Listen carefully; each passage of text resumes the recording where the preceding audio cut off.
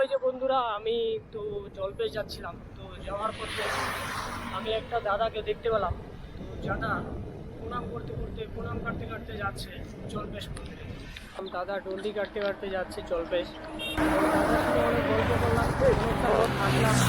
আমি এখন যাচ্ছি জলপেশে। তো দাদার সাথে মানে কথা বলে খুব ভালো লাগলো, কারণ দাদা খুব মনের মানুষ।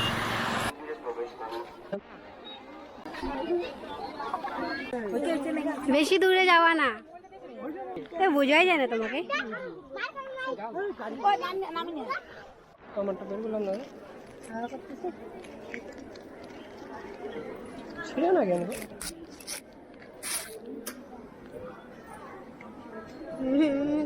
নিচে নিচে নিচে বসো বসো বসো বসো, সাইডে বসো।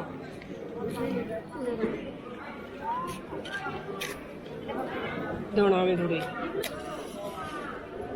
না, লাগাও দুইটা একবারে লাগাও। নিয়ে চলো।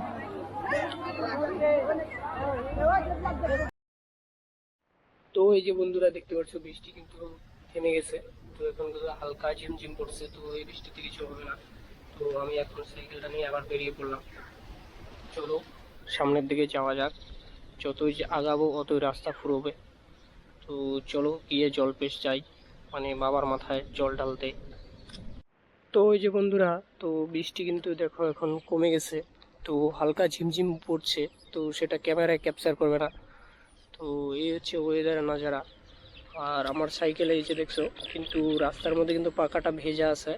তো বেশি স্পিডে গেলে কি হচ্ছে, যে সামনে যে টায়ার আছে সেটার জল ছিটকায়।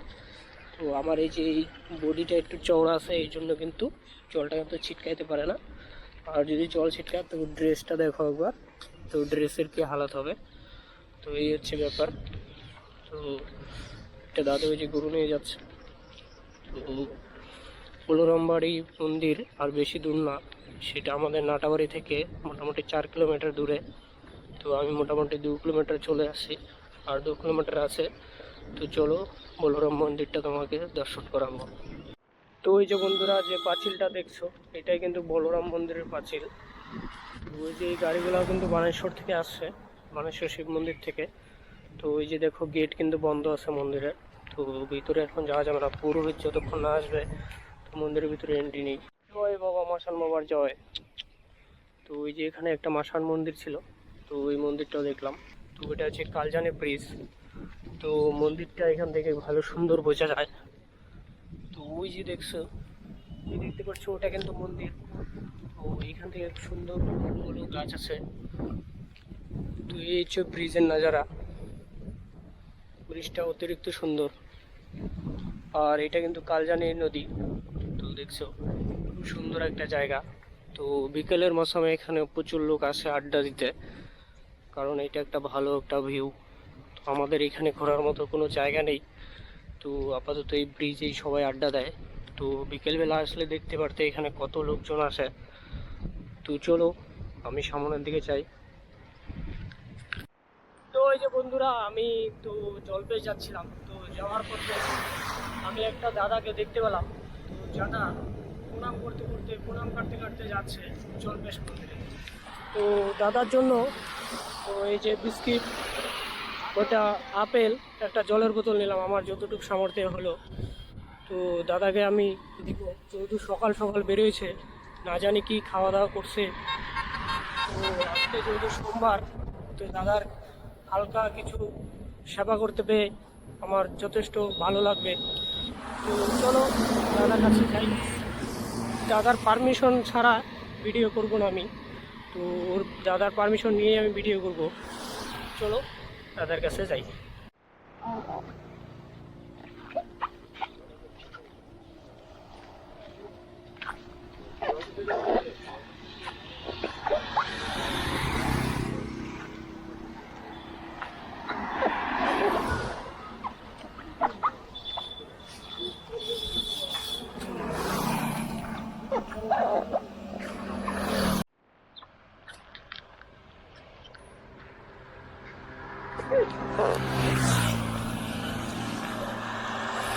ওই যে বন্ধুরা, তো আমি ওই দাদার ওখান থেকে চলে আসলাম। দাদা ডন্ডি কাটতে কাটতে যাচ্ছে জলপেশ, তো আমি এখন চলে যাচ্ছি। তো দাদার সাথে অনেক গল্প করলাম, অনেকটা পথ হাঁটলাম, তারপরে আমি এখন যাচ্ছি। তো ওই যে দেখো রোড, আমি এখন যাচ্ছি জলপেশে। তো দাদার সাথে মানে কথা বলে খুব ভালো লাগলো, কারণ দাদা খুব মনের মানুষ, খুব ভালো। তো দাদা আর দাদার ছেলে, তো দুজনে মিলে যাচ্ছে জলপেশে, তো দণ্ডি কেটে কেটে। আর শুধু এটা ভাবার বিষয়, তো আমাদের কোচবিহার ডিস্ট্রিক্ট থেকে যাচ্ছে জলপাইগুড়ি যে জলপেশ মন্দিরে। তো মেন বিষয় সেটা না, মেন বিষয় হচ্ছে আমাদের বাঙালি লোক তো এইভাবে যাচ্ছে। ওই যে বন্ধুরা আবারও কিন্তু আমাকে বৃষ্টি ধরে ফেলছে, যে দেখছো প্যান্ট ট্যান্ট গেঞ্জি আমার মোটামুটি ভিজে যাচ্ছে আবার। আর বৃষ্টিটা হচ্ছে ঝিমঝিম বৃষ্টি, মানে একদম ভারী বৃষ্টি যে তা না। আর আমি কিন্তু কোনো রেইনকোট বা কোনো কিছু তেমন কিছু আনিনি, তো আমি এইভাবে চলছি। তো এই যে ফাইনালি আমি কিন্তু সামনে যে গোপসার ডাঙ্গা চলে আসছি। তো আমি এখন গোপসার ডাঙ্গায় আছি, আমি ফালাকাটা যাই তোমাদের সাথে মিলছি, কারণ বৃষ্টি পড়তেছে, ক্যামেরাকে ভিজানো যাবে না। তো দাদাকে যে কেউ সাপোর্ট করবে, আমি মোটামুটি 2-3 কিলোমিটার মতন দাদার সাথে হাঁটলাম। হাঁটার পরে কিন্তু দাদার সাথে যে মানে সাপোর্ট, লোকজন শুধু দেখে আর জাস্ট মানে ভরসা দিয়ে দিয়ে যায়, কিন্তু দাদাকে যে কেউ কিছু হেল্প করবে বা একটু সাপোর্ট করবে তা দাদাকে করছে না। দাদা কিন্তু কোনো ভিডিও টিডিও তেমন কিছু বানায় না। তো দাদার একটাই লক্ষ্য, যে দাদা জলপেশ পৌঁছবে খুব ভালোভাবে, বাবার মাথায় জল ঢালবে। তো এটা দাদার একটা মানত, সে দাদা মানতটা শেয়ার করলো না। তো অনেক গল্প করছিলাম, তো সেই গল্পগুলো আমি তোমাদেরকে তুলে ধরতে পারলাম না, কারণ দাদা ভিডিও করতে মানা করছে। তো যে বিষয়টা দাদা ভিডিও করা পছন্দ করে না, তো ওই জন্য আমি ভিডিও করিনি। তো দাদার পিছন থেকে কয়েকটা ক্লিপ আমি মানে নিয়েছিলাম, তো জাস্ট তোমাদেরকে দেখানোর জন্য।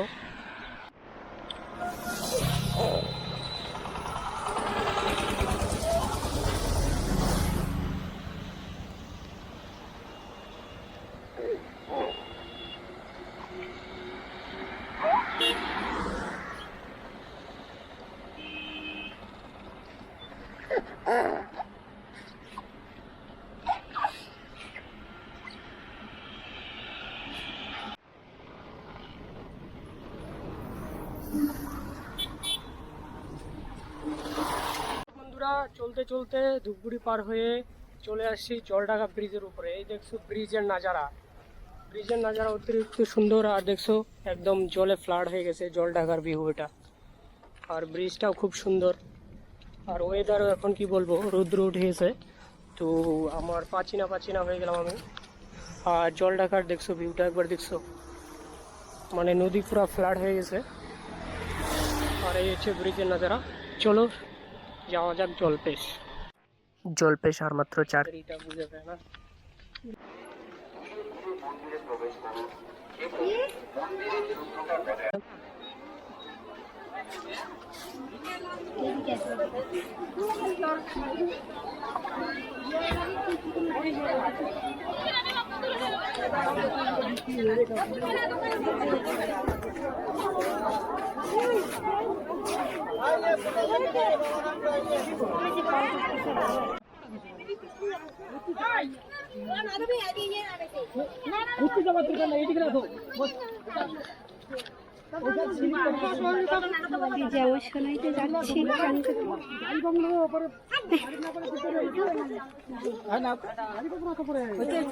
বেশি দূরে যাওয়া না।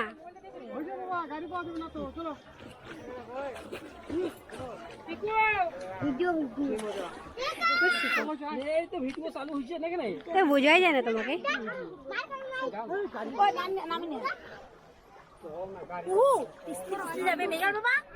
টমেটো বের করলাম না, ছিল না কেন?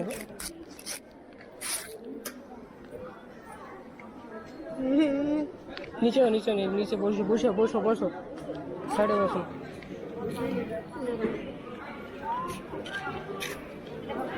দেখো না আমি ধরি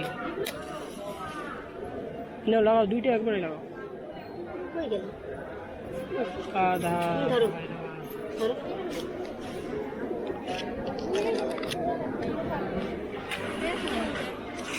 ওই পাশে ঢাকনা দিতে লাগবো রে, ভাগ্য তোর খারাপ আছে।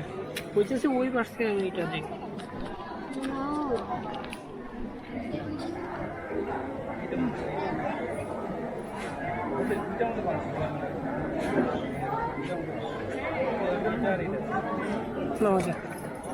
দাও এই কোটা লাগবে কোটা লাগে না। তাহলে ওটা ধরে চলো, ক্যামেরাটা নিয়ে চলো।